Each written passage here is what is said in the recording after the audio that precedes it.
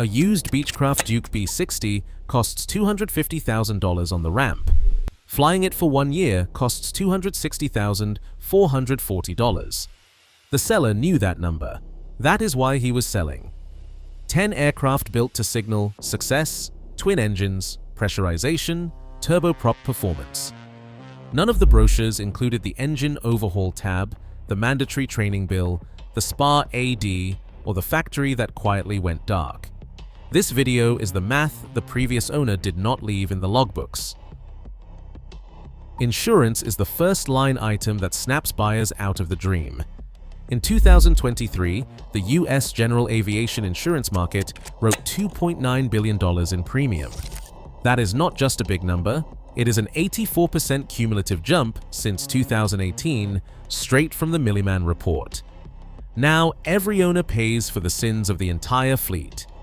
It does not matter if you are flying a pressurized twin or a high-performance single, the premium hike lands on your invoice before the first drop of fuel hits the tank. The insurance binder arrives, and it is already anchored to higher hull values, the latest accident stats, and the growing list of orphaned types. Training, fuel, and parts costs are waiting in the wings, but insurance has become the unavoidable gatekeeper. It is the one bill you cannot negotiate, and it is the first sign that the math on these planes is about to get ugly. Delays on the shop floor aren't just an inconvenience, they are a line item with teeth. Every time I reach for a part, that weight has stretched. The WTWQ-3 2025 memo shows that lead times for critical piston spares are up 38%, while composite components now take 55% longer to arrive. That's not a rounding error, it's months on the whiteboard, jobs stacked, and invoices aging in the inbox. The parts gridlock doesn't care if you're waiting on a $90 gasket or a $9,000 spar cap. When a composite structure sits in a backorder queue, the clock keeps ticking, and so does the labor meter. Owners call, frustrated, but the supply chain has the final say. Insurers see the same numbers and bake the risk straight into your premium. For a mechanic, every missing part is another reminder. The real cost isn't what you paid for the plane, it's what you paid to keep it moving. Before the prop even spins, the meter starts running. Fuel is the first taste of the new reality. The unleaded transition is not just a green sticker on the pump. G100UL now runs up to $1.05 more per gallon than 100LL, according to the 2026 Flying Finance Survey. That is a 70 cents to $1.05 premium baked into every flight hour, whether you are burning 10 gallons or 40. For a typical pressurized twin, that is $3,000 or more added to the annual fuel bill just for following the rules. And then comes the orphan surcharge. When a manufacturer walks away, insurers tack on an extra 5 to 10% right on top of the base premium. It is not a penalty for flying badly, it is a penalty for flying something nobody wants to support. The result? Even before the first squawk, the ownership stack has grown by thousands of dollars, just for the privilege of keeping the tanks full and the policy valid. The A&P mechanic does not set the price, but every line on that fuel slip and every extra percent on the binder reminds you the real cost of these planes lives in the numbers you never saw on the sales sheet. A Cessna 340A on the ramp with a $391,000 sticker looks like a deal until you run the numbers from my side of the bench. The invoice pile starts with the annual budget, $203,720 for a typical 200-hour year, and that is not a typo. Most owners never see it coming. Fuel alone can swallow over $16,000, and if you are burning G100UL instead of 100LL, tack on another $1,200 or more. That is just to keep the tanks full. The real backbreaker is the engine overhaul. Continental wants $47,000 per side, and you will need both. Shops quote $43,000 for parts, $4,000 for labor, no discounts, no shortcuts, just a hard stop at the TBO line. But the one that catches everyone off guard is the 12-year exhaust system overhaul. Cessna Bulletin is not a suggestion. It is a mandatory expense between $18,000 and $22,000. Pull the manifolds, swap the shields, pay the labor, and pray you are not grounded waiting for back-ordered parts. Add in insurance, already inflated by an 84% market surge, and the orphan surcharge for anything over 25 years old, and suddenly the annual spend eats half the hull value before you even look at avionics, ADS, or downtime. I have seen more than one owner hand over the logbooks with a look that says, "Just make it stop." For the 340A, the math is not subtle. The airplane you buy is just the beginning. What you really bought is everything that comes after. A Cirrus SR22 rolls into my shop with the owner beaming about the parachute.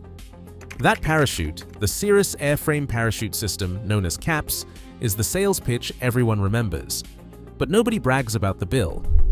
Every 10 years, you are looking at a mandatory repack, and the latest service center invoice runs between $20,000 and $22,000. That is not just a quick cable swap. The entire composite fuselage has to come apart. A minimum of 5 days on the floor, 8 hours of labor logged, and a stack of paperwork for the ATF permit, because that rocket-triggered system is classified as an explosive. The parts alone are only half the pain. The real sting is in the downtime and the paperwork chase. Every signature, every serial number, every regulation that has changed since the last cycle. I've watched owners' faces fall when they see the line item, CAPS repack, $21,400, plus $400 for the permit. If you skip it, the insurance company walks away and the resale value drops like a stone. Safety sells, but it also comes with a maintenance leash that's longer and heavier than any engine overhaul. A safety feature that once set the SR22 apart now drags on its value, one 5-figure invoice at a time. The branding is bulletproof, but the ownership math is anything but. A Cessna 210 rolls in for its annual, and the owner's hoping for a clean bill. Just a quick spar inspection, maybe $1,200 with shop labor. That's the bet. An invoice under $2,000 if the carry-through spar passes. But the Federal Aviation Administration Airworthiness Directive 2020-0316 isn't just a line in the logbook, it's a roulette wheel. The inspection is mandatory, and the odds aren't kind. If the ultrasonic probe finds a crack or a corrosion pit, the next invoice isn't a nuisance. It's a knockout, $43,600 for a spar replacement, parts, and labor.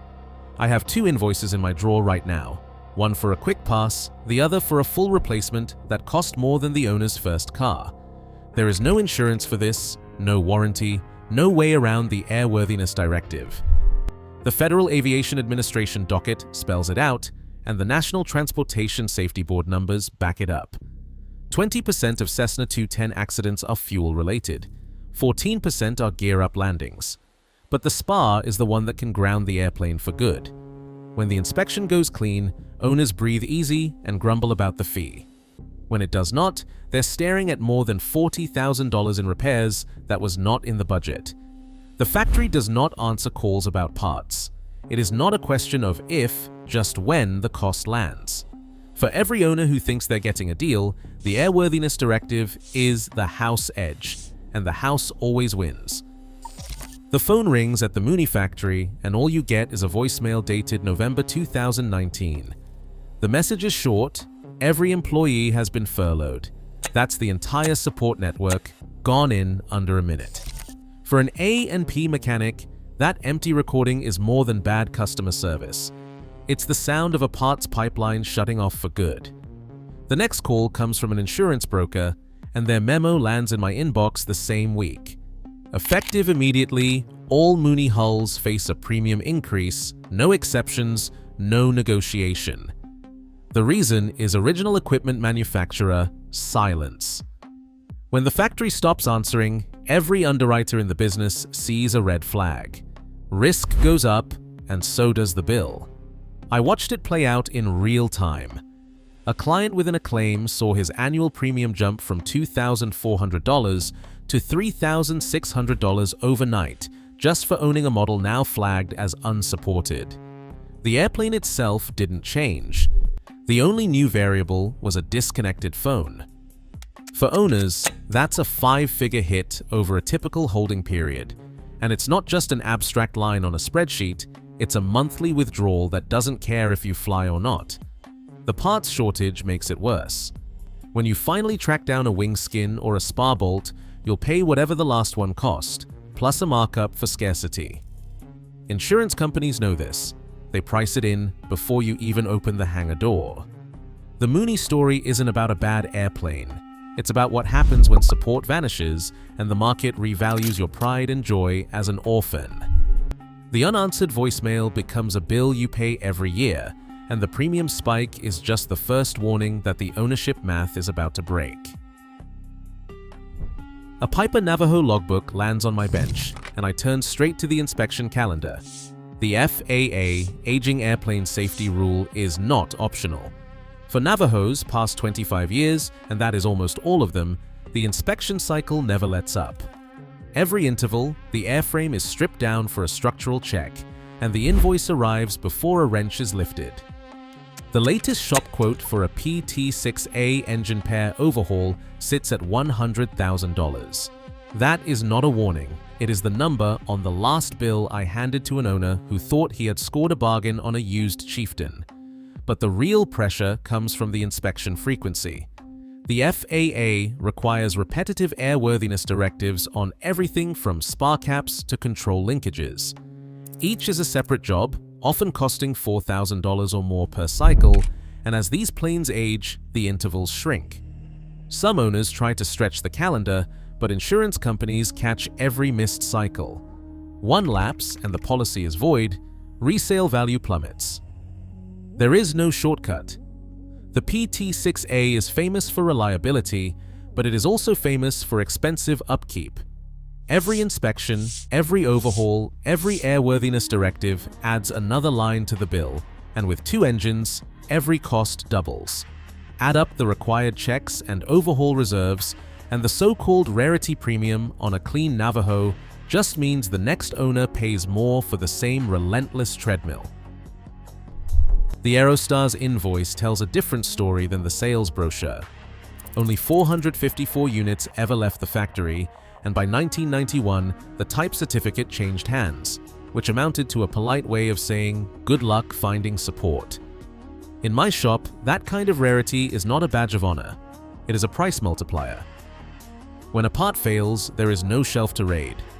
Every fix is boutique work, and the labor rate jumps accordingly. The A and P rate sheet for an Aerostar looks nothing like what you would see for a Cessna or Piper. It is a custom quote every time, with a surcharge for the privilege of being rare. Owners do not just pay for parts, they pay for the expertise to keep the plane running. If you are unlucky enough to see peak EGT detonation on the engine monitor, the bill is not just for a cylinder swap. Detonation repairs on these high compression engines can run $25,000 or more, and that is if you catch it in time. Miss it, and you are shopping for a new engine, assuming you can find one before the next annual inspection. The 454 plane fleet means every Aerostar lives at the mercy of specialist shops and their boutique pricing. Even routine maintenance gets the rarity surcharge. The type certificate transfer in 1991 only cemented the problem. As the fleet ages, the pool of mechanics shrinks and the cost ladder gets steeper. For Aerostar owners, the labor premium is not a theoretical risk. It is the number at the bottom of every invoice, and it climbs higher with every passing year.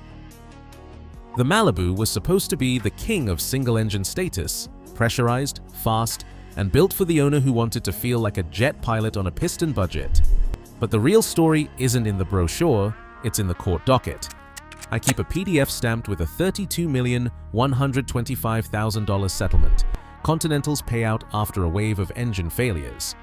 That number isn't just a headline, it's a financial cloud that hangs over every Malibu logbook. When the factory orphaned the original engine line, parts support dried up overnight.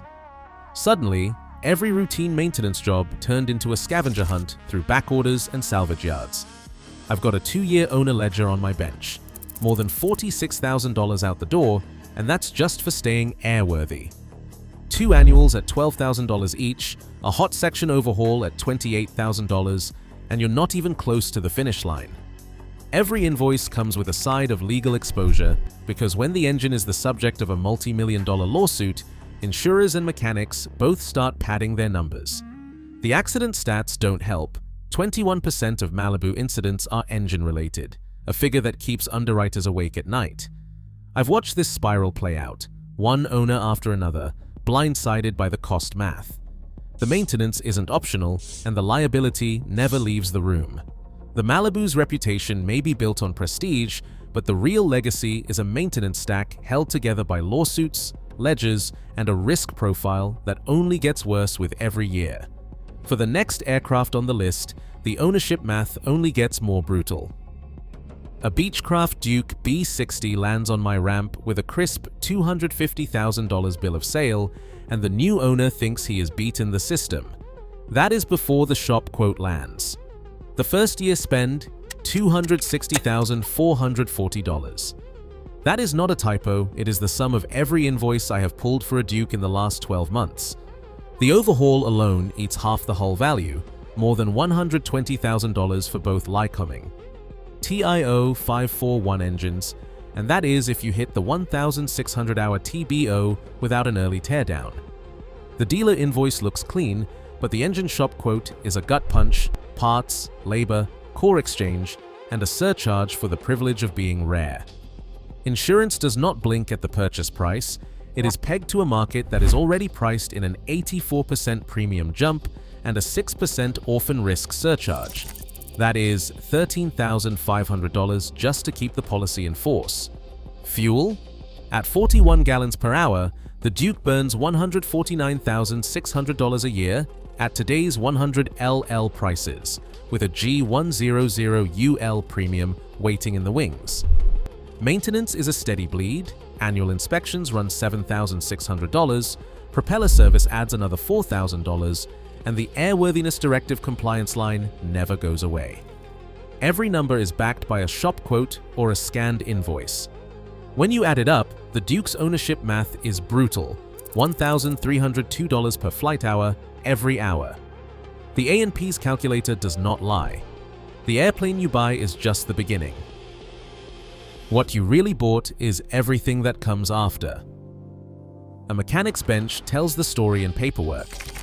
For the MU-2, the FAA SFAR 108 mandate means every pilot faces a $5,000 to $10,000 bill each year for simulator training. There is no way around it. Insurance companies will not even talk to you without that certificate. Before SFAR 108, the NTSB recorded 14 fatal MU-2 accidents in a decade. After the rule, just 2. Safety improved, but the cost became relentless. The Starship's fate is harsher. In 2003, Raytheon's memo ended all support, declaring it too expensive to maintain. 5 airworthy Starships remain, each one kept alive by scavenging parts from grounded siblings. Any fix outside the manual demands approval from a designated engineering representative, if you can even find the part. The only repair path left is cannibalization. One owner's solution is another owner's end of flight.